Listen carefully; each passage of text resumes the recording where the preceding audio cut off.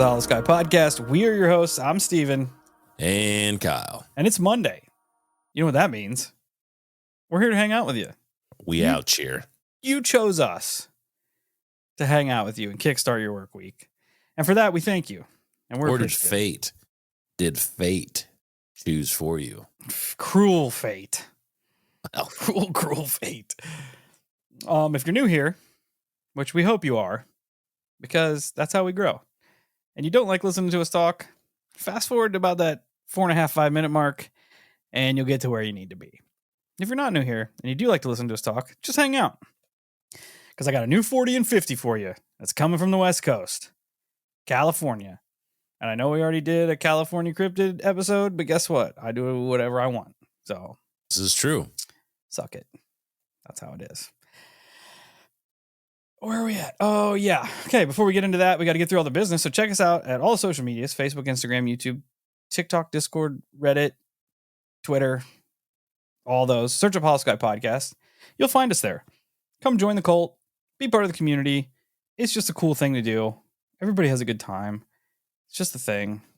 It'll be fun. If you have a paranormal experience you'd like for us to feature on a future episode of the listener experience, Kyle's got some information you're going to want to jot down. I do. It's all in the show notes. It's easy. holoskypodcast@gmail.com. Write your story out. Shoot it over there. Then it goes to the patent pending filing process and on to an episode. That's how it goes. That's how we do it. You love it. We love it. Get with it. It's the patented holo system. Patented. It is. We have a lot of patents. Yeah. That's what we do in our free time. If you'd like to support the show, which I'm sure you are after that intro, plenty of ways you can do it. Mere $7 a month. Just $7. Just $7. You can go and become a member of the Patreon. And you get extra shows. I think there's about 50 over there now. You get early access to our regular shows, ad-free regular shows, access to Patreon exclusive Casket Breath metal, coupons to our store on occasion. It's pretty good time. Sign up what you're thinking. Store holoskypodcast.com. Got t-shirts, hats, stickers, cool shit. It's cool. Go over there and be cool. Rep the coolest gear in the paranormal podcast world. I stand on that. You can also share the show word of mouth. It's the best thing you can do. Love it. Help spread the word of the cult. It's as easy as that. You want some QR code stickers? Hit me up in some of the social media DMs, and I will shoot those over to you. You can also leave us a 5-star rating and review wherever you listen to your podcasts at your podcatcher of choice. And if I find it, I will shout you out. I'm trying my best. This week's 5-star rating and review comes to us from our friend Camino Can't Wait. I hope you're talking about the Hell Camino. Absolutely. I can't wait for it either. Camino says, 5 stars. It's like a party in my ears. Hell yeah. The best blacklisted podcast out there. Keep up the good work and let it rip. Camino, we are the best blacklisted podcast out there. I would second and third that nomination. That's how it is. We are shadow banned in every first, second, and third world country on every media platform. Maybe the underwater aliens get to listen to us. You'd think they'd boost our downloads a little bit if they're... No, they probably hijack the signal. Yeah, they are light thousands of years more advanced than we are. Yeah. They're probably just hijacking our brainwaves, and this is just their thoughts going out. That actually makes a lot of sense. It tracks. But yeah, Camino, thanks so much for the 5 stars. We did hit 1K in our ratings and reviews. Still at we got a 4.7. That's not too shabby. Yeah. We're going to need some more 5s. We're going to need some more 5s to boost it. But yeah, thanks for everybody that does that. Okay, getting into it. We are diving in 40 and 50 back at it. I know that a lot of people want their states to fall into the 40 and 50, and it's going to take some time because we don't do this on the regular. We're just at our own pace here. Yeah, once Be in a patient. while. Little treat. It's a little treat, little nugget. Today's is California. Like I said, I know we've done the California cryptids, which I tried not to overlap those, but everybody's probably forgot about them at this point. So it's whatever. I think I got one. I think I put the Dark Watchers in here just because they're cool, but I didn't go into them as much as the other one. That being said, use a bunch of different sources. The cryptid fandom wiki, just regular Wikipedia, hauntedplaces.us, all sorts of stuff. California, as we know, is a state that's got a lot of weird shit going on, paranormally and otherwise. So I'm not really touching on any of the necessarily heavy hitters here because they could easily be a show on their own, like all the weird stuff that goes on in Mount Shasta, the Lumerians, the Winchester House, like Bohemian Grove, any of that stuff. We're just going to file that away for possible future episodes. We're going to talk about some lesser known weirdness here. We're going to kick it off with the cryptid, which is awesome. The first cryptid on deck here is known as the we're starting off good. Riverside Bridge monster, also known as the Riverside monster or the brain tickler of Riverside. Okay, I'd like to know where that comes from. Which is my favorite moniker ever. It's a bizarre, lanky cryptid that was first encountered by a man named Charles Wetzel on November 8, 1958. The creature was described as tall and lanky with a protuberant mouth and glowing green eyes. I feel like this is the plot for the Riddler. I hope it is. If you really think about it. I hope it is. Because the dude's last name is like Wetzel. It just feels very riddly. Yeah, and is a brain tickler. Like that's what I'm saying. Yeah, that's another name for the Riddler. Yeah, and then you have the green eyes. Well, the Riddler wore green. Green Goblin. The Green Mile. You know, was played by William Dafoe. And, writes itself. Yeah, just way too many connections. Yeah, Kyle solved it. I did. The next plot line to the next Batman movie. Yes.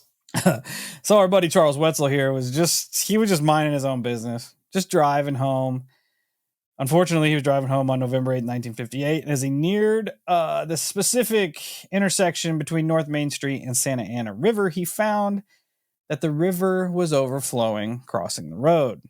So he slowed down. Safety first. You're not going to try to drive over an overflowed river. That's good thinking. Good thinking. So as he pulled up, all of a sudden his radio started to static itself out. Sus. But he probably wasn't paying all that much attention since there was a giant flood going on.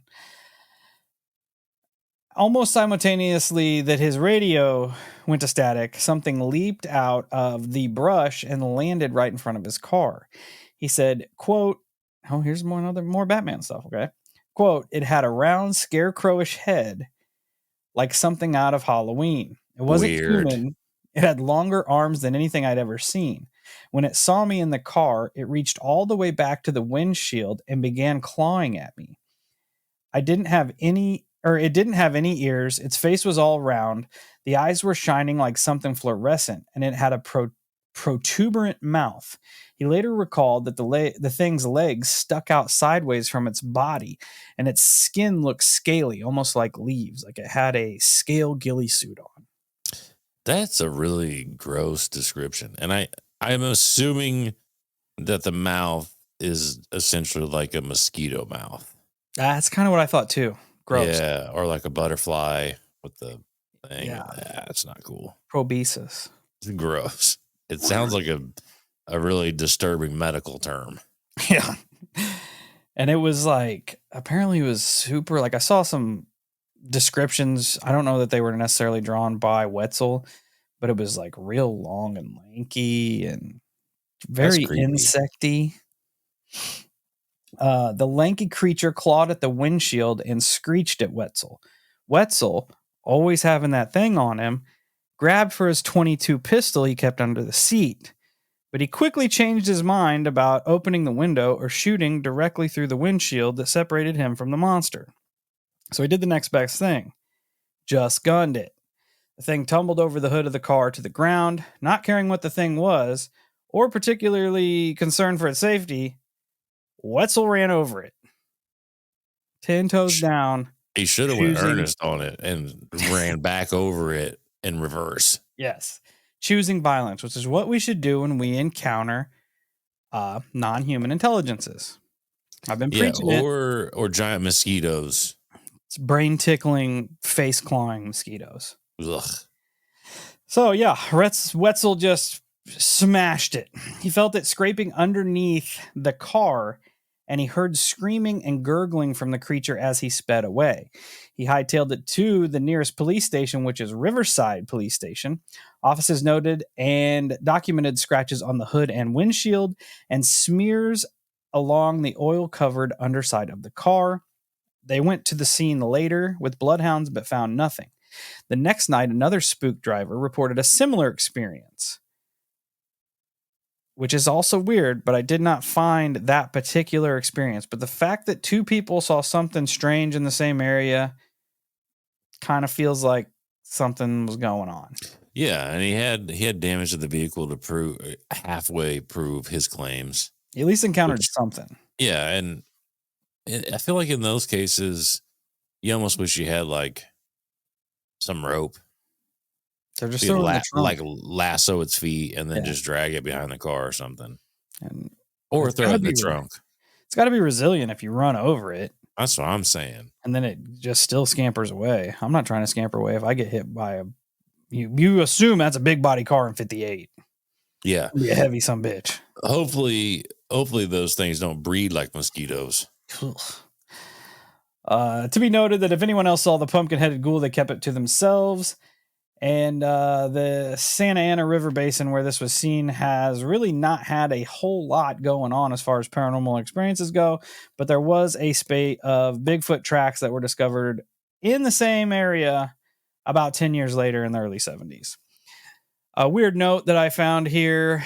So Lauren Coleman, paranormal researcher, cryptid extraordinaire, wrote this book called Mysterious America, and he has this cool little chapter in it called What's in a Name.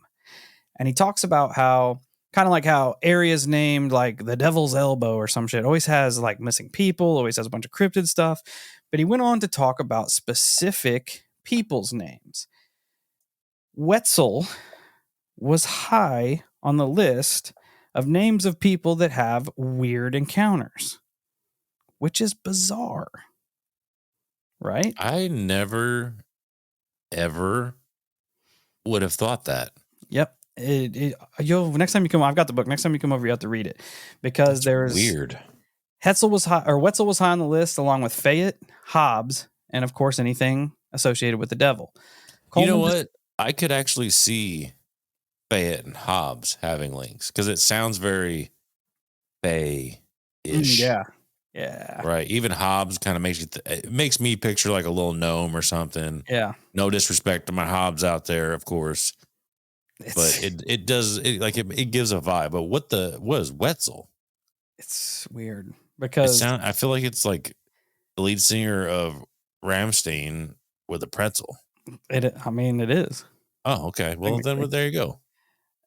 Lauren Coleman went on to note that he found another case the exact same year in Nebraska from a man named Charles Wetzel, who had also had a cryptid on his property that resembled a kangaroo hopping around. I was going to say, to be fair, weird that the Wetzels of the world are having encounters. I thought you were going to say the other Wetzel also had an encounter with a giant Probesis. Mosquito. Yeah. Oh, but a kangaroo, which is also still weird. Definitely weird. Did it have a long mouth too? It didn't say. It said resembled a kangaroo, so it could. Kangaroos I'm gonna say that it did. He also notes that both of the men also had sons named Charles Wetzel. What the fuck? So it's a little synchronicity, the oddness, and the weirdness. So if any listeners named Charles Wetzel has weird shit going on, or know anybody, yeah, if you know Charles Wetzel, he probably has cryptids in his barn. Just how it is. It makes you wonder. I don't know. There's so many possibilities with that. Yeah, like a generational curse, or like a curse like dedicated to name. It's almost like it's chosen. It's definitely weird, man. It sucks. I hope my name's on that list. It needs to be. Or if it maybe just got programmed into the matrix that anyone who names somebody this name, you suck. Yeah. Here's a giant legged mosquito and a kangaroo man. We're just gonna tie it to the most bizarre things ever. Yeah, that's another one. Like, it's not even like normal cryptids like Bigfoot or Mothman. It's these one-off weirdos. But yeah, Charles Wetzel, the Riverside brain tickler, which makes like that has some weird connotations, especially if you've got like a long mouth. And I want to know why specifically it's called the brain tickler. Probably, I mean, we lick his ear or something weird. Yeah, we definitely can picture why it's called the brain tickler, because of its proboscis freaking mouth. But it would assume you would assume that it stuck in somebody's brain. May have. Maybe that's where they got the plot from Starship Troopers.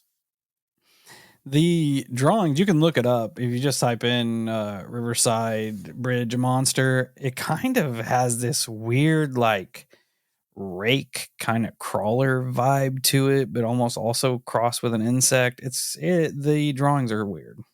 What year was this again? 58. Been a hot minute. Man, the 50s were fucking weird. Freaking weird. Because a bunch of UFOs crashed 10 years before. Now you got all this weird shit running around. Yeah. That's why you always punch first, ass later. I'm with it. Next, we're going on to I don't know if I'm allowed to say this word on social media, but we're going to run with it. The Suicide Bridge in Pasadena, California, also known as the Colorado Street Bridge. 1913, the Colorado Street Bridge in Pasadena, California, wowed travelers crossing its causeway, but soon took a more sinister note when people began throwing themselves from the 150-foot high bridge to their deaths. Within a decade of its construction, locals began calling it the moniker of, quote, Suicide Bridge. And as you can imagine, it kind of became its own piece of lore.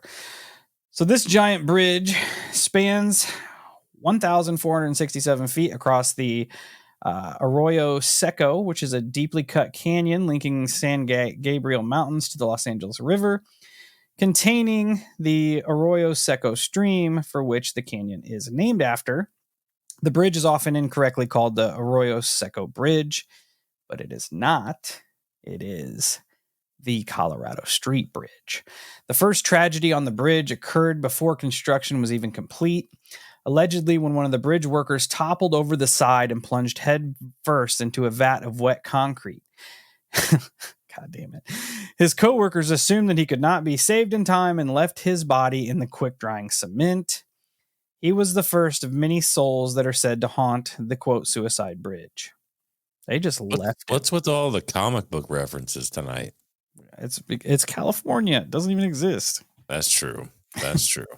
Also, real quick, while we're off topic, isn't there a bridge over in Europe somewhere where dogs jump off of it? Yeah. We could do an episode on that too. Yeah. It's weird. Yeah. So, I mean, you wouldn't think, but I guess, no, that's not true. Humans are maybe not as perceptive, but we still are perceptive to certain audio ranges and frequencies and stuff like that. Yeah. Because isn't that like one of the leading theories with that dog bridge is that it has something to do with whether it's the harmonics, the frequencies. I've heard that. Yeah, it messes with the dogs and it causes them to leave. Yep. I have heard that. It also makes me kind of think of like, I don't know the French word for it, but there's a French name for the call of the void. Like that feeling you get when you're like up on a high place and you're like, man, I wonder what would happen if I just jumped. What if I just let go? I know what the word is. They go, oh. And you guys didn't know Kyle was fluent in French, did you? I'm 100% fluent. But yeah, and like all kinds of weird brain things happen. Like when people just like have this compelling urge to just like walk out into the ocean or some shit. But they say it's kind of connected to the same thing. But where are we at here? Oh yeah, quick drying concrete. Dude fell in it. All his bridge brothers there like, he's lost cause. Does concrete act like? Does it actually dry that fast? I'm gonna say no. That's where I'm at because I've worked with some quickcrete and it doesn't dry that fast. No, it doesn't dry fast enough for you motherfuckers not to pull me out of it. That's what I'm saying, dude. I love how they just straight up abandoned him. Hey guys, help me out here. And they just kept dumping concrete on it. No, you're gone, bud. Yeah, it's drying, man. You're lost. The first actual suicide at the bridge occurred November 16th, 1919, followed by several others, especially during the Great Depression. Not just a clever name. Over the next years, it's estimated that more than 100 people took their lives, leaping over the 150-foot bridge into the Arroyo Canyon below, which is... That's significant. A lot. Do you think from 1920, it's barely been 100 years. That's one person a year if you break it up. Yeah, the only other thing that I would be curious about is if you were to run those statistics against like other bridges, namely in that region, because I know that like California is usually a pretty well talked about state as far as the weather and stuff like that goes. Now you have places up in like Seattle and stuff where it's gloomy a lot, Depression's damp, up. and depression's up, and people, tend to do bad things. You also have to take into consideration how much traffic the bridge gets, because if it's not like some bridges are like the Golden Gate Bridge, you have hundreds of thousands of people cross that sumbitch every week, right? And it's a notable bridge that people jump off of. But like if this one's not that busy, that could push those odds way higher than they should be. Yeah, it absolutely could, especially when you take into consideration unfortunately there are some people out there that don't have people that care about them. Yeah, you know what I mean. Yeah. So somebody could jump off there and nobody would ever know if it's not a well-traveled bridge and so on and so forth. It's crazy. One of the more notable self-offings was a despondent mother who threw her baby girl over the railing on May 1st, 1937. She then followed her into the depths of the canyon. Though the mother passed away, the child miraculously survived. Her mother had accidentally tossed her into some nearby trees where she was later recovered from the thick branches by firefighters. So that's a little silver lining on a dark story there. By the 1980s, the bridge had fallen into significant disrepair. Chunks of concrete began falling from its railings and arches.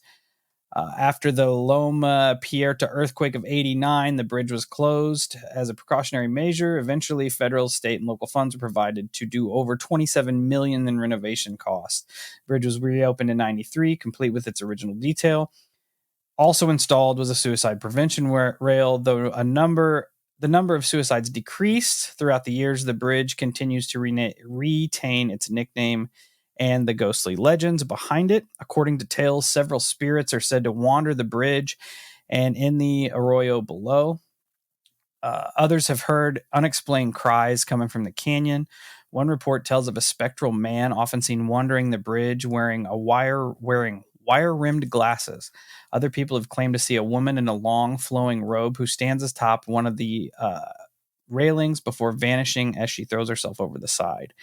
In the arroyo below, phantom forms have been seen walking over riverbeds. Several unexplained sounds are often heard, and the atmosphere is often described as thick and ominous.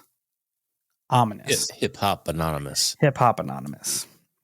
If anybody lives in the area, California listeners, I know California's way the F up there on the states where we get our downloads from. If anybody lives in the area and is privy to the bridge, shoot us some pictures on the socials.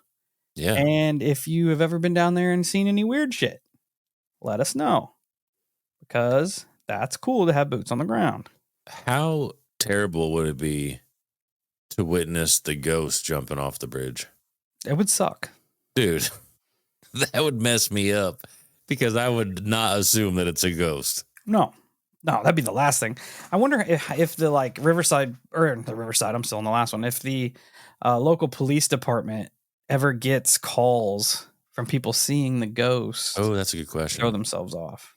That's a good question. And it also makes you wonder with such deep roots as if the land was cursed or something like that too.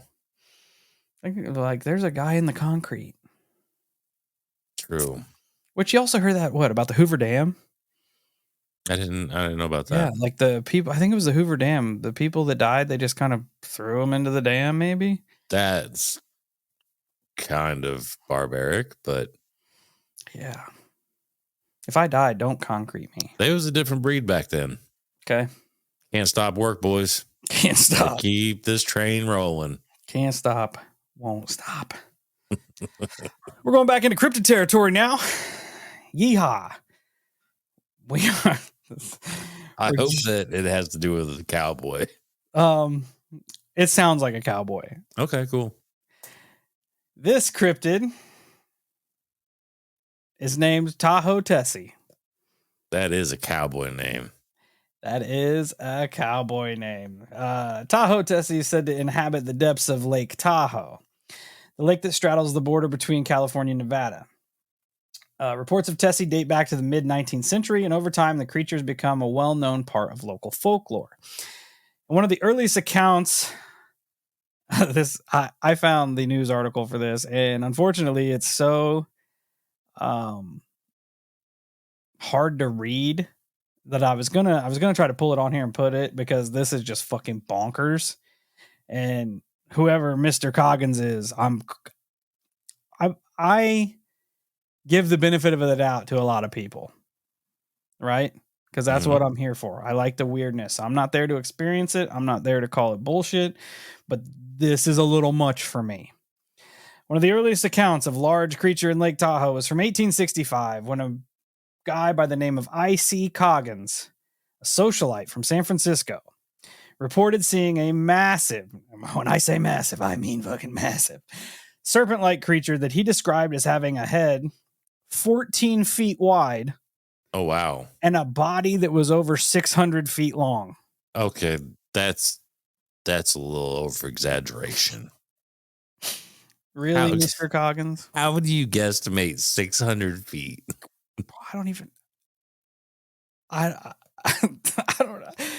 A 14-foot wide head is like bigger than my living room. That is. I'd say that that dude's a little bit of a tall tailor. Dude, like what the hell? Like there was a whole write-up from 1865, and I found the article, and then whoever the illustrator is deserves his kudos, because he drew this sumbitch, and it's something. It's something. That's wild. Needless to say, more recent encounters with Tahoe Tessie, she's lost a bit of weight, kind of shrunk in a little bit, kind of brought it back. I also love the fact that they're ultra fucking lazy. They literally just stole Nessie. Oh yeah. Without question, they just jacked Nessie. It's the sister. It's the sister cryptid. In the 1980s, multiple reports of an unidentified creature in Lake Tahoe emerged from witnesses, including hikers, an optician, and local law enforcement. They described a large, dark figure moving beneath the water's surface, often creating noticeable wakes. One hiker claimed to have seen the creature as big as a rowboat with white caps forming around what appeared to be its mouth. In the 1980s, Mike Conway, a local TV station owner, reported seeing a humped creature during a commercial shoot. During a commercial shoot at Zephyr Cove.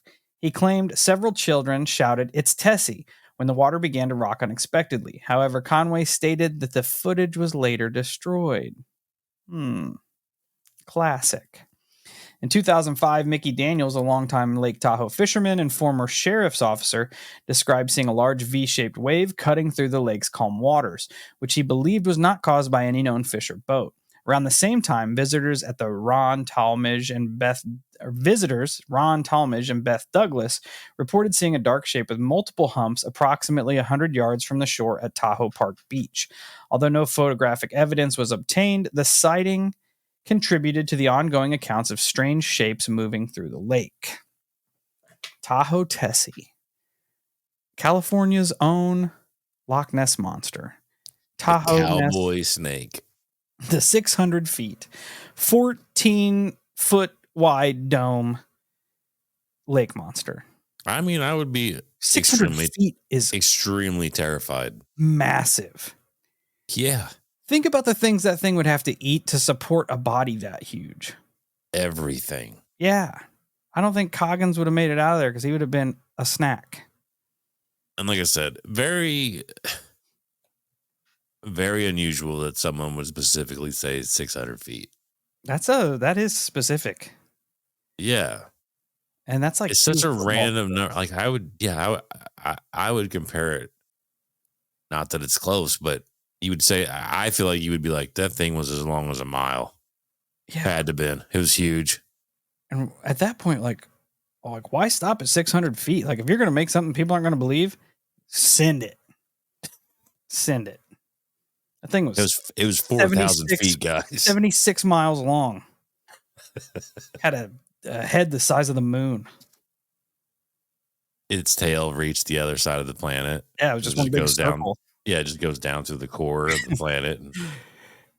California's got some weird ones, which we're going to stick with the cryptids here. And we're going right to the Proctor Valley monster, also known as the Proctor Valley Minotaur. Okay, cool. I'm down with that. Which is... We don't have too many Minotaur stories. We had that one from Illinois. Was it a Minotaur or was it a centaur? Centaur. So that's... Wasn't it like it was a mechanical, like a mechanical centaur or something like that? Yeah, top half man, bottom half... I guess you could be bottom half man, top half horse, and still be a centaur. That's a fucked up combination. Which would you rather fight? A centaur, top half man, or a centaur, top half horse? I would want top half horse. Yeah, see, top half man is going to be real fast, right? Oh, yeah. And going to be able to throw human-like punches. Yeah, and then he's got his kicks. Oh, yeah, true. Top half horse, you're going to have two hooves, which if they connect is going to hurt. And I'm going to go out on a limb here, but I'm going to say a horse is going to be able to take way more of a punch than a man ever is going to be able to take. Yeah. So that changes too. That means, cover your ears, ladies and gentlemen. That means odds are that thing's got some gonads. Whop. Take you down just like a sack of potatoes. What you do is you take them out back, tie them to a tree, get your old garden shovel, and you beat it to death the same way they did in Black Beauty. That's Old Yeller? No. Which one of those? That never happened? I don't think so. I think that's fake news. My bad.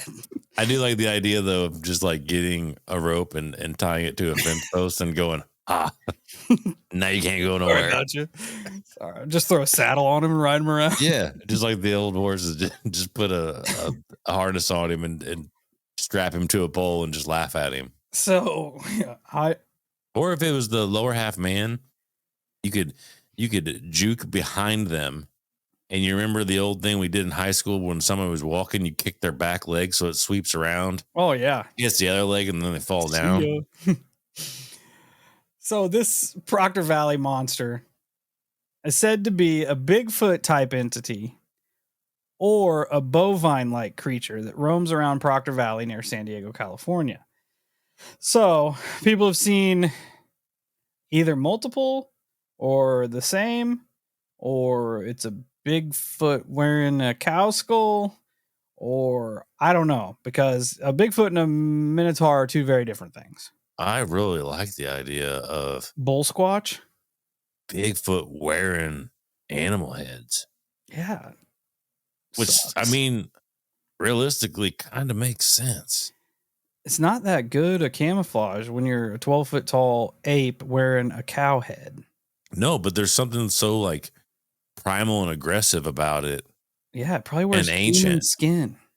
Well, that's gross. That's just gross. However, it feels like something ancient peoples would do. Yeah. Yeah. You know, wearing animal heads and stuff like that, whether it's for deception hunting, or fear, hunting, all types of stuff. It just, I don't know. The imagery of Bigfoot wearing like a bull head resonates. It's pretty cool, huh? It is kind of cool. This particular road, Proctor Valley Road, is known for strange happenings, animal activity, paranormal activity. One story from the road's history is of a teenage couple who, this I forgot about this. This is folklore 101, right? So as soon as you hear it, you're going to know that it's something else, but it's tied to this particular Proctor Valley monster. Good. So this teenage couple are out parking, doing what teenage couples do. Play cards, hang out on their phones. Magic the Gathering. Yeah, play Magic the Gathering. But as they go to leave, the car won't restart. Maybe they had a flat tire. Not sure. It's folklore. The boy gets out to investigate, never comes back. The girl stays inside, terrified because she hears scratching outside the car. Oh, boy. The police find next day the boyfriend dead, torn, bloody, dangling from a tree while his hands brush the car. Yeah, heard that one before. Yeah. Yep. Producing the scratching noises. Sometimes in the lore of the story, huge, monstrous footprints are found nearby. As the legend of the Proctor Valley monster grew, it's described as a 7 to 8 foot tall, hairy, humanoid Bigfoot, sometimes cow-like, bull-headed animal with multiple body parts in the wrong place, which also is freaking weird. That's way weird. Yeah. It sounds like a government experiment going wrong. Proctor Valley monster is assumed to be responsible for the livestock mutilation that occurs every now and again in the area. The Bonita Museum in Chula Vista has a casting of a strange footprint alleged to be that of the monsters. There is another story here. For years, I've heard about the stories of the Proctor Valley monster. Proctor Valley is northeast of Otay Lakes. Some say it's a deranged cow. Others say it's San Diego's version of the Bigfoot.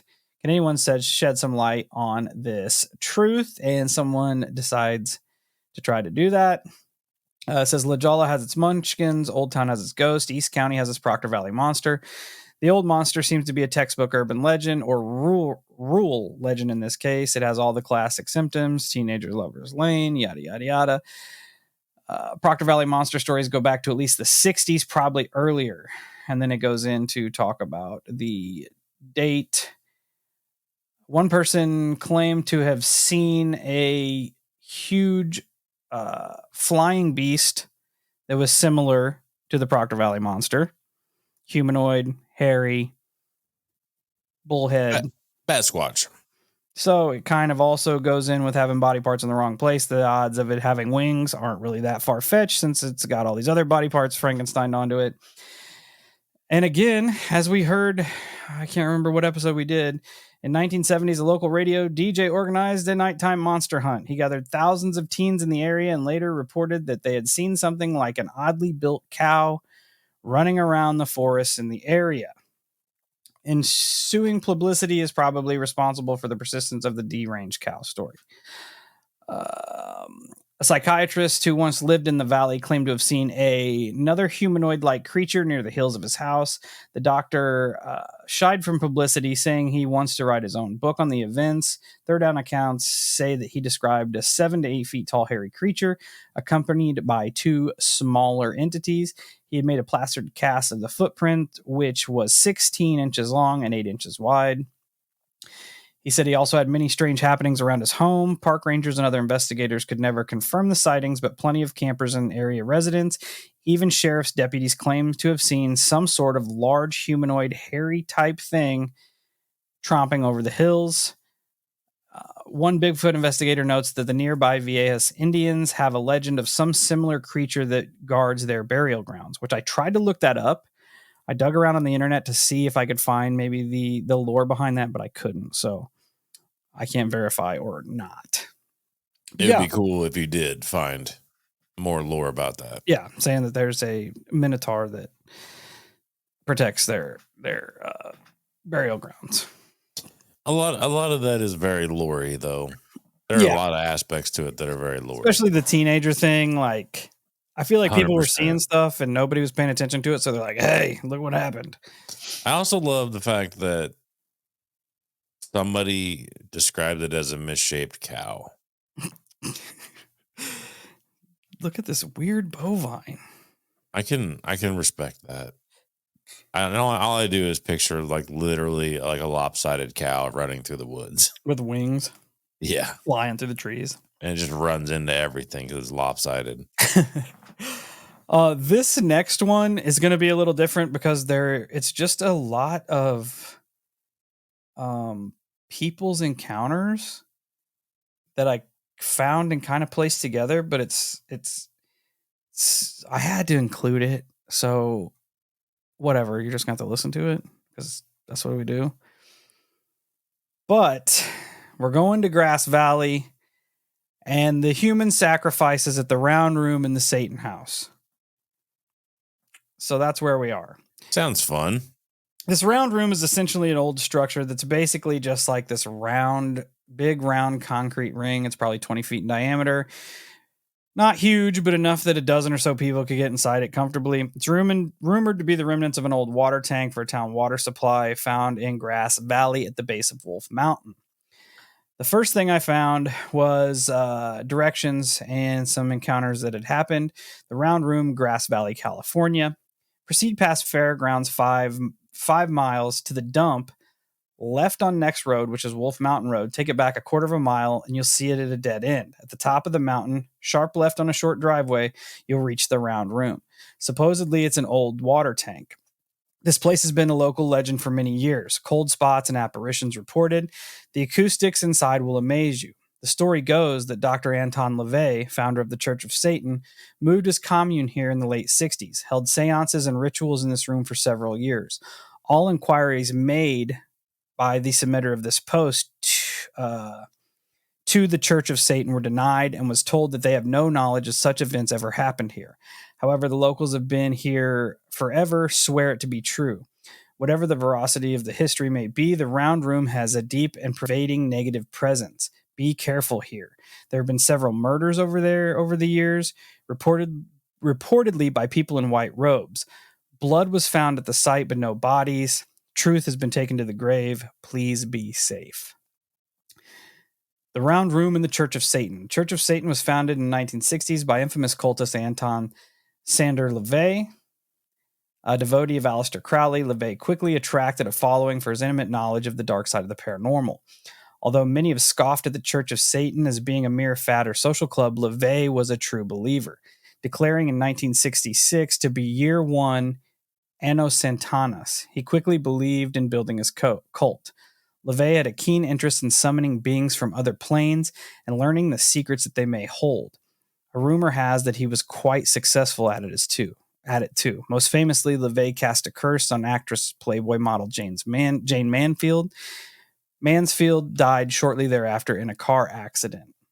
Northern California was home of the church, and the round room in particular was known as a favored spot for their bizarre rituals. Although the Church of Satan denies LaVey had expeditions here, and most of his advanced disciples Let me rephrase that. Although the Church of Satan denies that LeVay led expeditions of most of his advanced disciples to the Round Room, Grass Valley locals still to this day speak of strange noises and inexplicable lights that would emanate from the area at night. The floor of the Round Room is said to be covered by an enormous pentagram that is still almost perfect and pristine after all these years. LeVay is long gone, and the Church of Satan have diminished in power. Whatever he did in the Round Room years ago, though, still resonates to this day. Things he summoned are still there.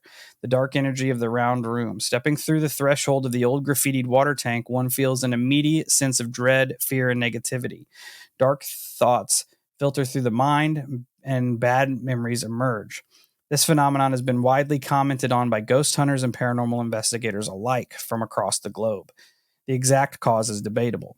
Some say that a powerful supernatural force inhabits the Round Room and touches its visitors either out of curiosity or out of just malice.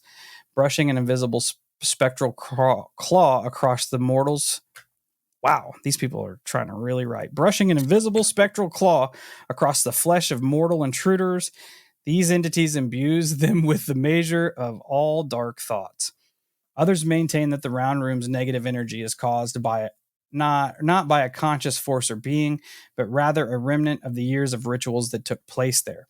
Animal sacrifice was a commonplace in the heyday of the Church of Satan, and rumor has it that at least one poor, unwitting human met a dark in there as well, which I also dug into that, and I could not find any specific unalivings that happened in that particular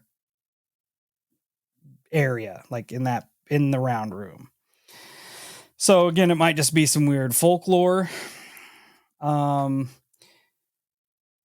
Round Room affects everyone in subtle ways. Entering has a tangible effect on our sanity. People who are especially sensitive to psychic energy should exercise caution in exploring the area. The forces are so powerful that these people can be sent into an unwitting, sensitive reeling. One ghost hunter found out the hard way that she was psychically aware. Stepping into the Round Room, she felt as though a physical force slammed into her, and she had been struck by an invisible fist. Reeling back from the pain and confusion, she fell to the ground and did not recover until her friends drug her away from the site. Again, although the official Church of Satan disavows any knowledge of the Round Room, the activities that took place there are members of the organization who still embrace their leader's purpose. Explorers visiting the Round Room in recent years have found evidence of people spending time there, beer cans, magazines from partying teenagers. Also, more sinister things. A close inspection of the concrete floors reveals multiple bloodstains, some old, some disturbingly new. Very large syringes, suitable to sedate cows or other large animals, are sometimes found scattered about. Empty paint cans are found, mostly black and red, used to adorn the walls with graffiti. Symbols and shapes and words in forgotten languages fill all the surfaces of the Round Room. Small statues and figurines ranging from recognizable to the inexplicable are also found. A wolf's head is one common theme of these objects and graffiti. So, Round Room. Were there satanic sacrifices there? Apparently, but also we don't have any evidence that there was. I mean, there's bloodstains on the floor. There was. But also creepy that if it's true, people in white robes are the ones that got you. Yeah. It's a weird statement because a lot of times you picture culty stuff, black robes, of course, it's classic. It's the subtle move to go to every time. But I can also see red. Red's usually another color affiliated with that type of stuff. Ominous. Yeah. I did also find some other ghost hunters that went there and were talking about like their EMF readers messing up, their EVPs not working, their cameras flipping on and off, like typical paranormal stuff. So there is something something energetically going on at the site. Yeah, it makes sense if a lot of people have been taken there. Yeah. I only found one reference to the supposed Satan house, kind of. There were people, when I was looking into the Round Room, once I found the initial article, I started looking into it. And when I was digging, people kept referencing the Satan house. So I'm assuming this was like another area on the property where essentially LeVay and his followers stayed at, like a little commune, but it burnt down. Someone set it on fire and burnt it down. I did find this Reddit post about someone who had actually been there. They said, "Yes, I've been there a few times. It was very scary and very dark. I was told that it used to be a boys' home, but bad abuse had happened there while the boys were staying. It may have hosted other platforms beside being a boys' home, but I can't remember. I lived in a nearby town, but had a lot of different friends that lived in the area. Currently, I've been living in town for over 17 years. The town is wonderful, beautiful, inspiring, touristy, and dark. To this day, locals know about the Satan House. The first time I went there with a bunch of guys, and it was a nighttime. Every time we visited was in the night. We were in high school around 95. There was graffiti everywhere, bad stuff, pentagrams, everything that follows that kind of darkness. Flyers were everywhere of missing kids, everywhere. Very sad, very dark. Second time, same ordeal. There was a refrigerator in there that was glowing. It was as if the door wasn't closed all the way and the light would be peeking out through the cracks, but it was closed and the low beam of white light was kind of protruding around the edge of it. The weird thing was that there was no electricity working in the house. The round room was sketch, rocks stacked everywhere. We found dead chicken carcasses too. It was sad. The house felt like it was hosting more darkness than the round room. Third visit, the building was particularly burnt down. Some sort of feeling and scene, but darker. No flyers, but more occult graffiti. A neighbor dude snuck up on us and freaked us out. He was wearing a mask and carrying a hatchet. He was harmless. He was our age and stoked that most of us were girls. So some weird shit going on in that particular area of Grass Valley and Wolf Mountain. Again, if anybody... Also weird that they mention about LeVay being very good at summoning things. Yeah. Entities from other realms. Yeah, and then you have the whole conspiracy in regards to Taylor Swift being connected to his daughter. They look a lot alike. And Taylor Swift is an old god.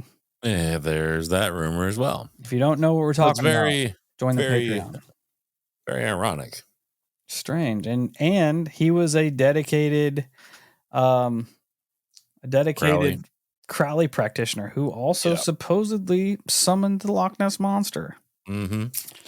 So if Crowley summoned the Loch Ness Monster, that means Tahoe Tessie was there before, which means old Nessie stole the name from Tahoe Tessie. Didn't see that one. I was thinking you were going to say whether it be LeVay or whoever summoned. He did. And named it before, but after the Loch Ness Monster was summoned and named. Time is soup. Doesn't matter. Oh, it's also true.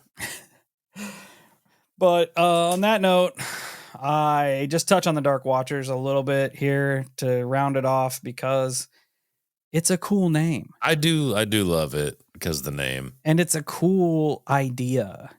Yeah. So if you want more on the Dark Watchers, go back to our California Cryptids episode because I kind of delve into it there. But the Dark Watchers are a group of mysterious, dark, human-like creatures who stand on the hills and ridges and peaks of Santa Lucia Mountains in California and Mount Mingus and Mount Graham of Arizona. They supposedly watch those who wander into the mountains, but are not aggressive. They are often spotted around twilight and are usually seen staring upwards toward the sky while standing atop the mountains. They seem to be some sort of spirit, however, their origins are currently unknown. They've been seen many times over the years, with stories about them dating back to the Chumash Indian legends. They're mentioned in a short story called Flight by John Steinbeck. And the iconoclastic poet Robinson Jeffers wrote about, quote, forms that look human, but certainly are not human, in his poem, Such Counsels You Gave Me. Sometime in the mid-'60s, a Monterey Peninsula local and former high school principal went on a hiking trip in the Santa Lucias when he suddenly spotted a dark figure in a hat and cape, standing on a rock and surveying the land. When the principal called out to the other hikers, the creature vanished in thin air.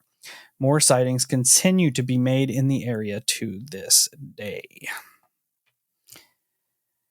So, California people, anybody in the Grass Valley area that's been to the Red Room or the Round Room, the Round Room, let us know. If you go there and you can send us pictures, do so. But yeah, that's just some little weirdness from California. Nothing. The Round Room would also be one that you'd have to be very objective in if you're going to investigate it, because that type of lore behind it, I think a lot of people are going to go in there expecting bad shit and just instantly freak themselves out before they even get into the place. And I feel like, if there was reality behind it, then yeah, it's a dark place, and you're probably going to have a lot of malevolence there. You're going to want some protection, and it's weird when you go into those areas expecting bad stuff, because you almost like open yourself up to it. You almost manifest it. Also true. Yeah. Like, I'm ready for shit to be weird, and you get in there and it's weird. So be careful if you go there. You can take pictures from the outside, whatever you want to do. If you go in there and you RC car with a camera on it, GoPro. Just take a picture of the giant pentagram in the center of the floor. You got to see if that part of the lore is true. While you're there, while you're in California hanging out, take a picture of the Minotaur. I don't know. Do cool stuff. But that kind of furthers our 40 and 50 a little bit. We will make it to your state eventually. I promise. One of these days. What's up? Colorado should be up next. If we're going alphabetical, I think. It would hurt to make cryptids from Colorado or things from Colorado other than the airport. Mountains. Yeah, we need to do a Denver airport. I was just thinking that the other day. Old Blucifer. Yeah. But again, thanks for hanging out with us this week. We're glad you chose us to get you through your work drive, get you through work period. Hope everybody's having a good time. Everybody's being careful. Check us out on all our social medias: Facebook, Instagram, YouTube, Twitter, TikTok, Discord, Reddit. Come join the cult. Until we meet again, stay safe, stay weird. And if you're in California and you've seen any of these weird-ass cryptids, shoot us an email.